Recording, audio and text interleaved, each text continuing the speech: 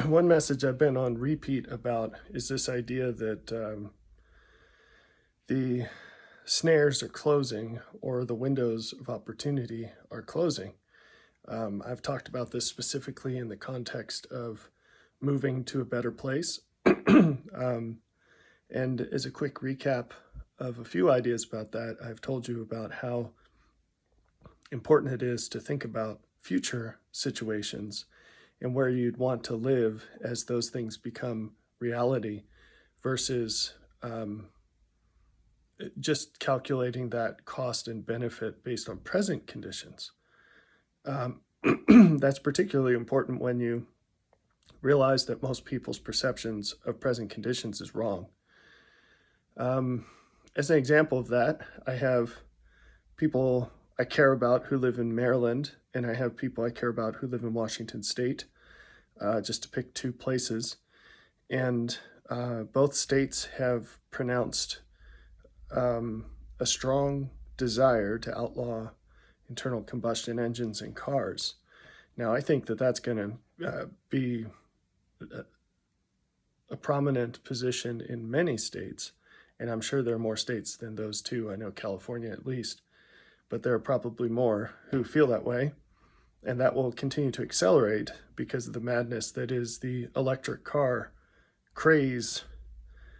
And so people I've talked to about this who live there say, yeah, well, I'll probably do something about that maybe 6 months before the law gets passed or takes effect. Excuse me, man, takes effect. And I've said, well, that's nice because everybody else is going to be thinking in the same time frames. If you want to move out of that state or buy another gasoline car so that you've got a couple more years to adjust to the new reality, because I think the law is going to apply to newly purchased vehicles, but whatever the details might be, the point is their strategy is to react just a little before they have to. And I said, everyone else is going to be doing that too. The people I know in Washington State, they've had to deal with an expanding homeless encampment right by their house. And it's gotten bad enough that, they're worried about safety as they're walking around, but possible break-ins to their house. But one of these people spray painted a bunch of stuff on the wall. They have a retaining wall outside their property. And so they had to get that cleaned, and it was expensive. And I said, literally, the writing is on the wall. You need to sell your house, get out of there before or while there's still interest in buying it. Oh, well, it's not that bad, and the prices have gone up enough that they could come down a little and we'd still be okay. And I tried to help them understand that any of the places, maybe their prices are hovering or even slightly increasing still, or only slightly decreasing, but all the places they want to go to, the price is going through the roof every year, year over year. And even if it's not that monotonic, they've gone up so much that they're going to lose tons of money moving to anywhere they'd like to go. It's going to be a step down in the cost of living. And this is something I wanted to talk about specifically. And let me just touch on a few more things about the cars. What you are seeing and what you are going to see, it's going to seem coordinated. And it is, because there's one master of the puppets.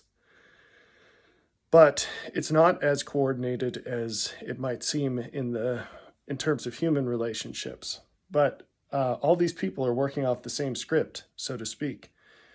And what you're going to see amongst the coordination is you're going to see a push to make it much harder to live in rural areas. And I hope that that's already obvious, okay? So all across the country, what you've got, and we've talked about this before, you've got a mixing of very polar ideologies. You've got a mixing of polar ideologies. And I don't want to say a mixing of extremes because honestly, so I don't bill myself as a conservative, and I certainly don't bill myself as a progressive. I'm just interested in truth.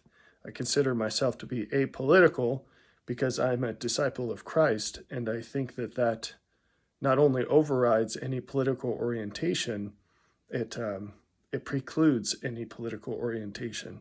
I'm just interested in God's will as applied to all things. That being said, from an outsider's perspective, I think objectively conservatives have definitely moved to the left, first off, and second off, they've moved a lot less than the progressives have, so-called progressives. I hate both of those labels. But the right has moved left and the left has moved way left as far as the averages, and it's a bimodal distribution. And there have been political studies that show this. It's not just my opinion, although it's also common sense. You can look and see. Anyway, so it's not a case of two extremes. In some way, the right is more centrist than it's ever been in many ways. I'm not going to even say in some ways, in general ways. And the left is, of course, further left than it's ever been in this country, at least. So, what you're seeing and what you're going to continue to see is that the cost of living in rural areas keeps going up. Part of this is going to be continued increases in the cost to travel. And this is why I brought up electric cars. There will be, so specifics aside, whether it's a computer that you plug into your car and you pay fuel tax that way by mile instead of at the pump, because so many cars are electric, that's the reason they will give. But whether it's that, whether it's just the cost of gas going through the roof, just the other day, so I think I read the news a lot. A fair amount, I should say, not too much, but a fair amount. But what's funny is that a surprisingly low percentage of my information comes from the news. Just the other day, I was talking to some people, I think it was in my house, I don't remember, about how I wouldn't be surprised to see an enormous tax come out on fuel, whether it's federal or from the state, which both already have fuel tax, but that could just get bumped up significantly overnight. And all the reasons are there, all the rationale is already there, and people would just take it because that's what they do. And sure enough, I saw a news article today that said both California and Washington have enormous increases in fuel tax. And I said that the rationale would be they wouldn't even hide the fact that they're trying to push people into electric cars by artificially increasing the cost of internal combustion cars. And sure enough, that's what it is. And they're overt about it. They're saying this is for the climate. And if you're going to keep driving internal combustion cars, you're going to pay for it. Now, the funny thing about this is that the people making these laws and supporting them, they typically have never really worked for a living. I mean, they've had jobs, but they've always been these made up jobs, politician or, well, we could go down the list and it'll be too offensive, but these aren't the people turning the wrenches. These aren't the people putting the roofs on the houses. These aren't the people who are producing things like food, like farmers do. And so they have no idea what normal life is like. There's a guy, Charles Murray. Charles Murray is his name. He's an older think tank academic type guy. He got in a lot of hot water because he did some research on IQ that people didn't like what the facts said. He didn't try to explain why things were that way, but he explained the facts, and people didn't like that. That was a long time ago, but he wrote a book not too long ago about this polemic and how it's not just that the ideas have moved into a wider distribution, wider separation between their modes, but how in our interpersonal connections more than ever, Americans don't associate with people of different mindsets. And this was a few years ago. It's even truer now because there is no ideological diversity in America. People think what they think, they're closed-minded, and they hate people that don't think the way they do, and one side hates the other a lot more than the other way around. And when this happens, you start to believe that your silo is reality. And of course it's not. Sorry, I'm not sure why I have frog voice this morning.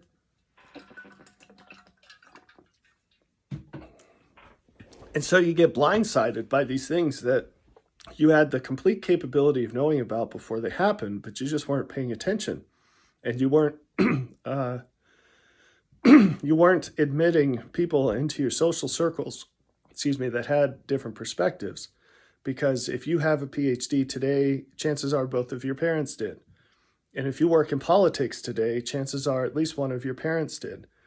And if you work in politics today, chances are you never had another job.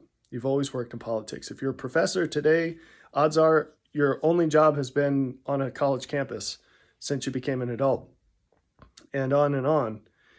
And this was very different even just 70 years ago. Even if you look at the presidents of the United States and their cabinets, you had ideologically diverse cabinets and presidents who, Truman was a farmer, right? And you have a lot of people who had these diverse backgrounds and experience to draw upon so that they weren't blindsided as often. Anyway, what does this have to do with fuel tax? Well, the people making the laws and the people voting for the laws, increasingly in the latter category, but almost universally in the former, they have never actually done the things that middle America, so-called, does for a living. They've never actually been producers in this country. They've always been takers. And so they don't understand that an electric truck can't haul a tool trailer. They don't understand that it's impractical for someone who lives an hour outside of town to have an electric car. They don't understand a lot of things. I mean, the satellite town that I live in, or outside of, is Missoula, Montana. And our population has exploded in the last few years. And it's amazing because the planning of the city has been absolutely atrocious. And yet every building that is put up there, it had to have a permit. And so the city council had to approve every single one of those buildings. And these morons put them all on one street. And so now, even though it's still a small city, because there are so many people who depend on that for the grocery store or whatever, and all those stores are on one street in this what could have been a nice spread out city, the traffic is atrocious. And it doesn't make any sense. And so, anyway, not to get too far off the beaten path here, but the point is, you will find increasingly, and as I say with all these things, they're already here. It's just going to get worse. But open your eyes. You'll find increasingly that there are higher and higher barriers to get into town. Now, here's a really important takeaway from all of this. And I don't know if I've told you this before, but I'm going to say it now and I will say it again.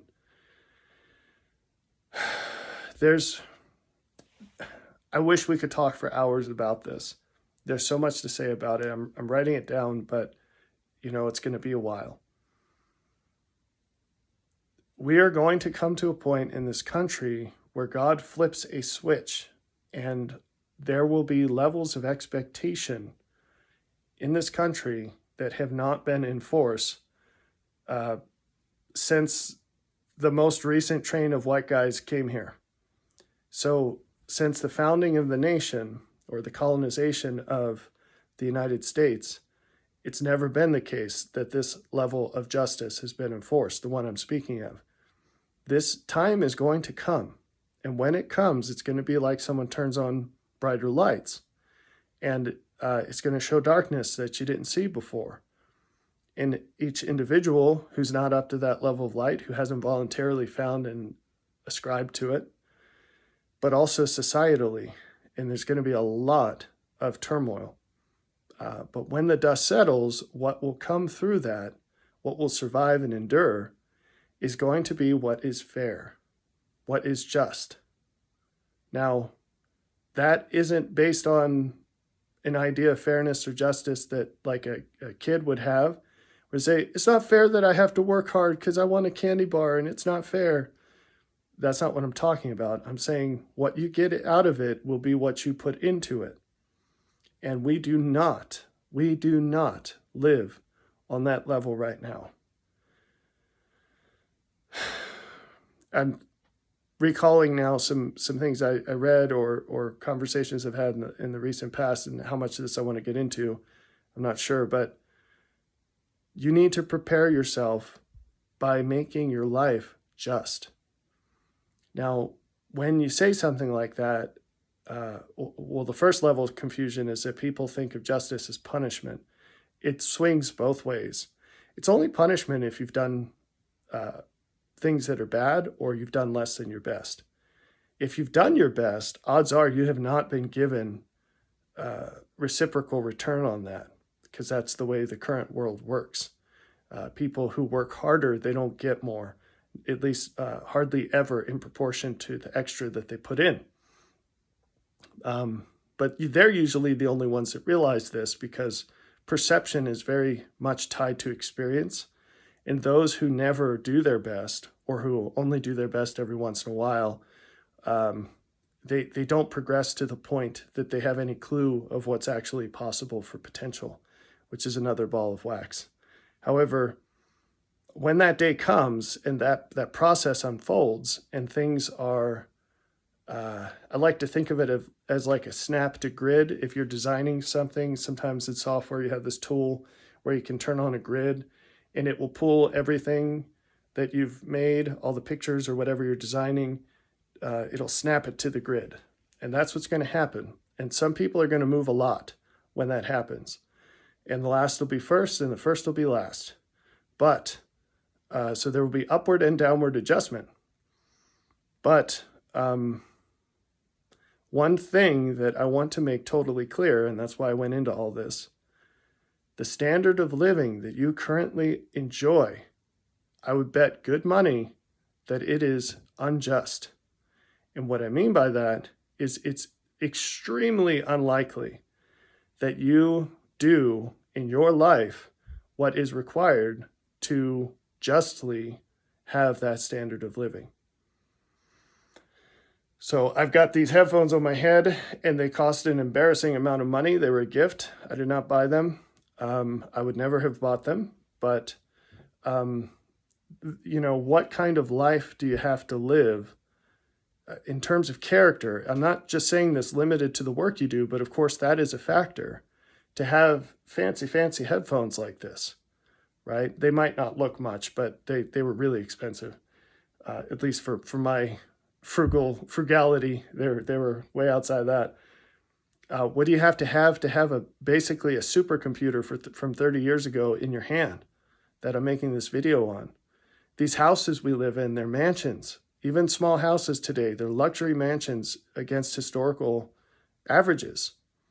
When Jesus would often say things like, Sodom and Gomorrah will judge this people. The queen of the south will judge this people. And then he'd explain the situations that they went through and reacted to, and explain that we will be held by that standard, because God judges on a curve, basically. Not really. Don't take that too far. This is just think about it, right? So if the people of Sodom and Gomorrah were judged for their situation and they received burning fire from the heavens and they were all destroyed, and they had a way out through Lot, which you might not be familiar with the story enough to remember this, but it was interesting because this is 100% relevant, although I might not explain why. Abraham was a friend of the Lord, and the Lord visited him and told him that he was going to destroy Sodom and Gomorrah. And the reason he told Abraham was God does all things through faith. And God, believe it or not, he does not want to destroy anyone. He really, really doesn't. And the closest thing in my life has been my feelings towards punishing my kids. I would do anything to not do that, including receiving the punishment myself. Every single time I tell my kids, I hate punishing you. I hate it. Please don't hurt me like this by making me do this, because when you act this way, I don't have a choice and I don't want to do this, right? And I don't know if they believe me or not, but it's true. And I wish we just wouldn't have to go there, because it's not how I like to use my life. So Anyway, he went to Abraham because all things work through faith, and he knew if he told Abraham what he was about to do, Abraham would intercede and he'd pay an additional price. See, God always pays the whole price he can. And it's not so much a question of his ability as much as he has to stay optimized to all situations for the greatest benefit of all. And that gives him one path. He doesn't turn to the left or the right. He's got one path. But he can use, I shouldn't say it that way, it gives us the opportunity to participate in this process to make a way where it can be even better for more people through us sacrificing with who we are and what we do. And often who we are and what we go without, even though we deserve better. So that's really what sacrifice is about. You couldn't call it a sacrifice if all you were giving up was what you didn't deserve anyway, right? This is very much tied into the parable of the unjust steward, where this steward has access to all of his master's goods, and his master is loaded, absolutely loaded. So his master has all these accounts with smaller merchants who are still quite large. And the steward knows he's going to be fired.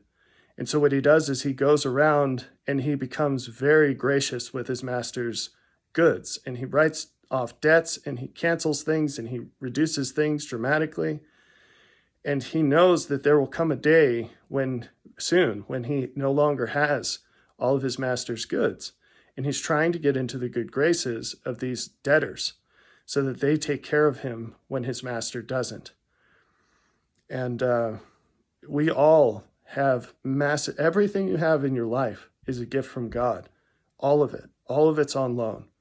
And what you choose to do with it, it very much will determine your relationship with everyone else after this is all over with. There are some other temporal applications of that I don't want to get into, but Abraham interceded for Lot, and he used all the tricks in the book. There are recipes for intercession, and Abraham followed them. I talk about some of these in my book, Seek Ye This Jesus, which is on Amazon. You can search it, Robert Smith, Seek Ye This Jesus. So God's posse, is 3 individuals. It's not 100% clear who was who, but they went into Sodom and Gomorrah, and they went to Lot. And it's very interesting what they told him. They said, in effect, this place is going to be destroyed and you need to leave. Go get anyone you can persuade to come with you. So when you read the story or you just recall the story, you just think of his wife and his daughters. So it says he had sons-in-law and they wouldn't listen. So his daughters did, but his sons-in-law would not. They just mocked him. But he could have brought anyone with him. The criteria was simple. The standard was, would they listen to Lot's warning enough to come with him? He was the gateway. Now, who was his gateway? Abraham. And so we see a chain through which God gave an escape to the people. Now, here's where I tie it in. What did Lot take with him? Nothing. Nothing. You see on his cascade, which I've talked about a lot, in the New Testament, I believe it's Paul, Lot is described as a righteous man.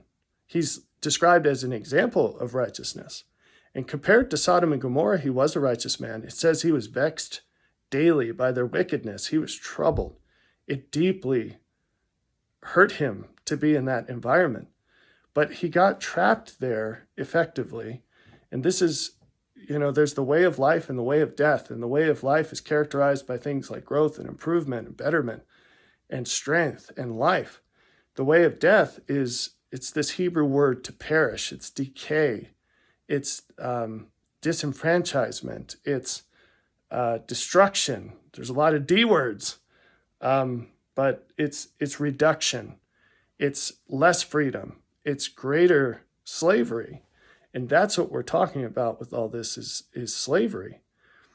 So Lot took a series of turns where he went from being a privileged, wealthy individual, thanks to Abraham, who not only saved his life in taking him out of his home country where they were suffering from a terrible famine, but he made him wealthy because God made Abraham wealthy, and Abraham shared with Lot the wealth and hopefully a lot of the know-how and at least some of the character traits, but clearly not all.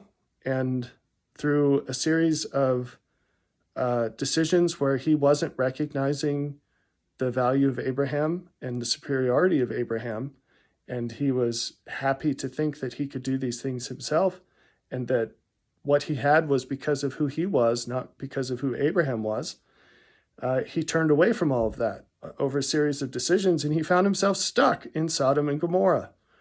Well, the angels got him out, but the cost of getting out was to leave everything behind, including when his wife turned, literally, including his wife. And so there he was with his daughters, and none of the wealth that he had accumulated over all those years, and none of the supposed glory that he had in Sodom and Gomorrah, because he was regarded as one of the wise men in the gate, which is an important ancient concept.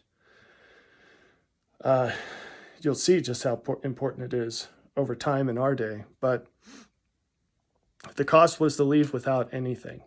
Now, what does this have to do with fuel taxes?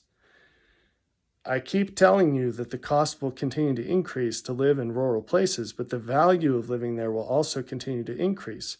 Jesus said, what do you have if you don't have your soul? What price isn't worth paying to keep your soul? And he was making an argument for the sacrifice of all things. You could make that argument, and it's not strictly temporal anymore, when you look at if you want to have a family, or if you already do, and you don't want them to be crazy, to be miserable, to have all these very, very, very tragic ideas about life. The windows of being able to achieve those outcomes in any kind of normal way, those are all going away. I'd say they're mostly gone. And if you put your kids into the meat grinder of the modern system, you're not going to get anything nice out of that. And odds are, well, I won't go down that road. So as you look at the rural lifestyle, whether you're coming into it or you're already here, there is no free place in the United States. We are all captives. I hope that's abundantly obvious. When some bureaucrat can decide to jack up your property taxes by 50% in a year, as happened to me this year, when they were already high, in my opinion, for what we get in return, that is not freedom. That is oppression. That is captivity. When some governor or state legislature can decide to unilaterally double your gas prices, or maybe they went up by 50%, I don't recall, in California or in Washington, as happened recently, that is not freedom. That is captivity. And many years ago, the Lord gave me a dream, which I shared on this channel, and he showed me that the foundations had been removed and no one noticed. And if you want to think in terms of a house, if a house's foundations were removed somehow, but the house was still standing, you wouldn't know, because you'd look at the outside and you'd say, well, the house is still there. And you don't know until the thing starts sliding or sinking that the foundations are gone. And it turns out that those things can happen much easier when the foundations are gone than they can when the foundations are in place. When they're in place, it takes an awful lot to move a house or to make it sink. And so when we see a house, we assume it's as strong as any old house. But the problem is that this house has no foundations, and you can see it sliding all over the place. And everything that we consider to be the basis of normal life is either rapidly changing or could very easily shift dramatically in a second. and all the pieces are already there. It wouldn't even take any extreme thing to change it. And unfortunately, the people who are warning about this are not listened to. And so I'm not even saying like the strictly spiritual stuff. So for example, I mentioned my property tax went up by 50%, and that did not surprise me at all. Why? Because I could see homes selling in my area for twice what they were worth a year or two ago. And I know how the state of Montana does their property appraisals for tax. And I knew that was going to happen. And I looked on the state website, shows you every property here and amongst other things, what the tax appraisal is. And I looked at the tax appraisal for these homes that were selling, and I saw it was about half of what they were selling for. And so I wrote basically everybody from our local to the state government, and I said, obviously this is going to happen. It's going to be a tsunami, and there are a lot of people who can't afford that, and there's no one who wants to see this happen. So what are you doing about it?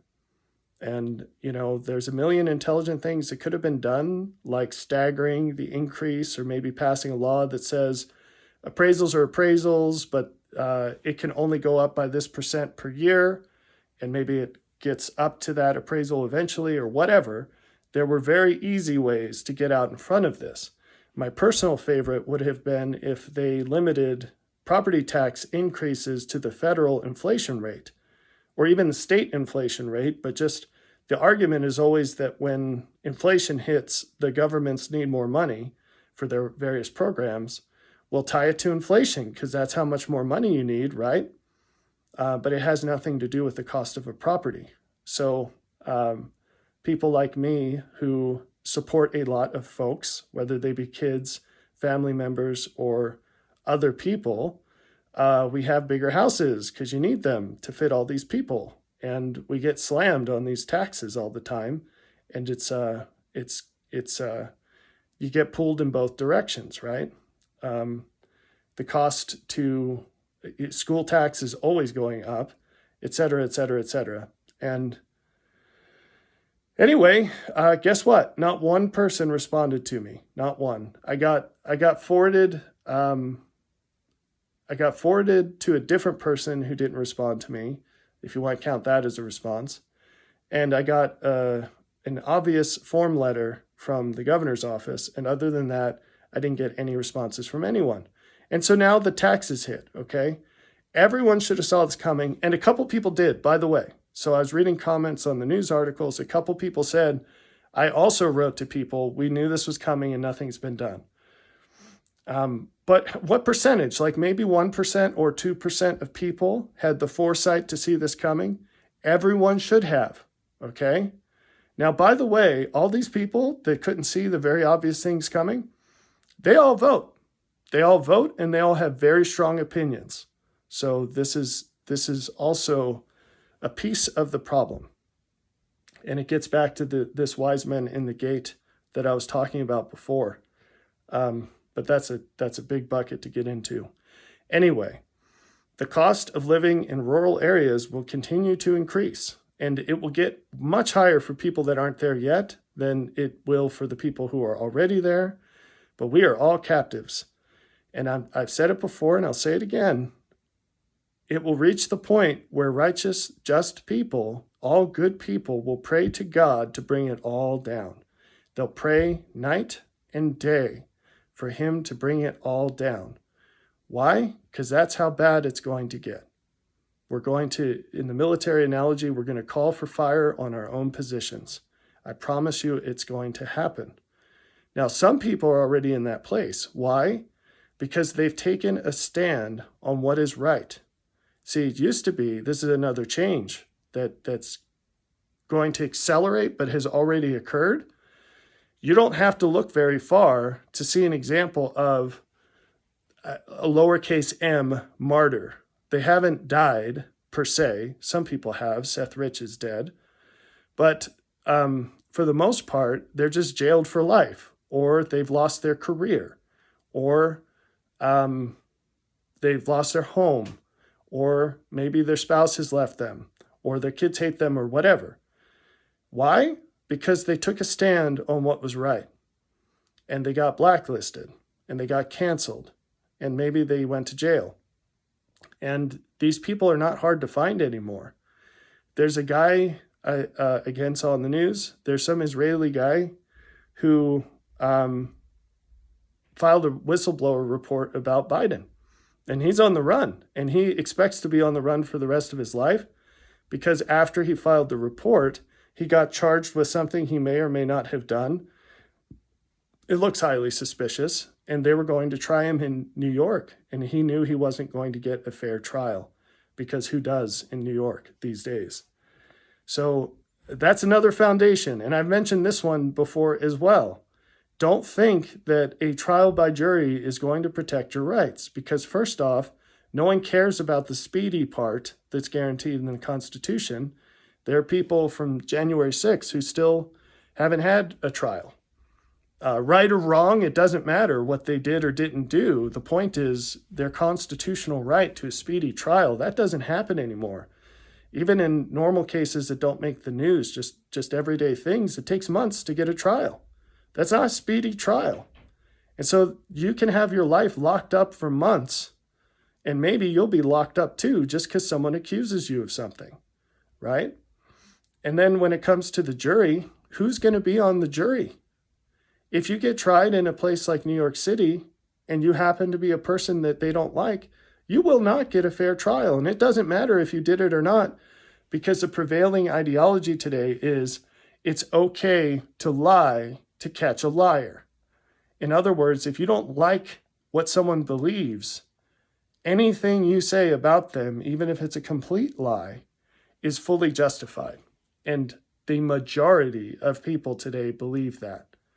So, yeah, I started to mention this earlier and I went a different way, but there is no place in this country where you can go and be in a county of people who believe the same way you do as far as basic rights. Things are so mixed up geographically that there will be a huge chunk of people. It's amazing. It's called the marvelous work for a reason. It is a wonder how all this is going off. Who would have believed years ago that the most extreme left places in the United States, namely Washington, Oregon, and California, would vacate and massive portions of their populations would flood rural areas in the United States.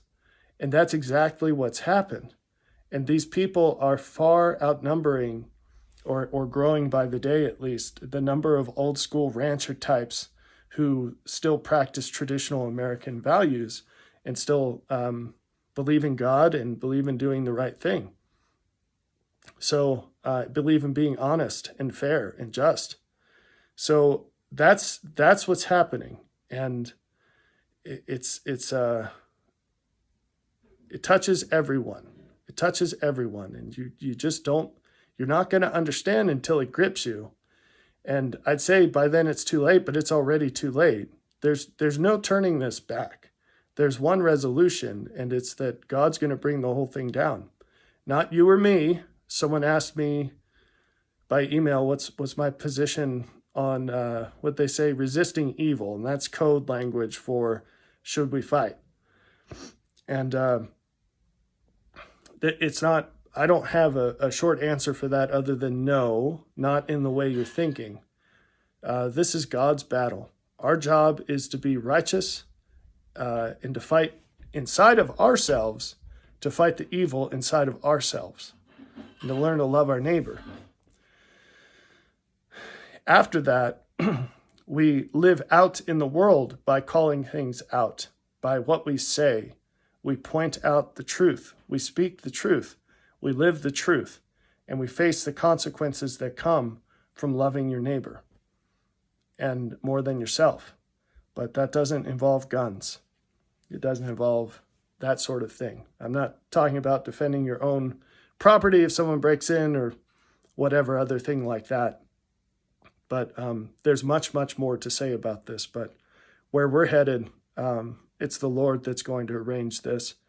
And if we want a part in it, our place is to root out the evil inside of us and then shine out to the world in our honest, description of how things really are, including what parts of us are good and what parts of them are bad, and vice versa. Okay? You got to call what you see. You have to say what you see.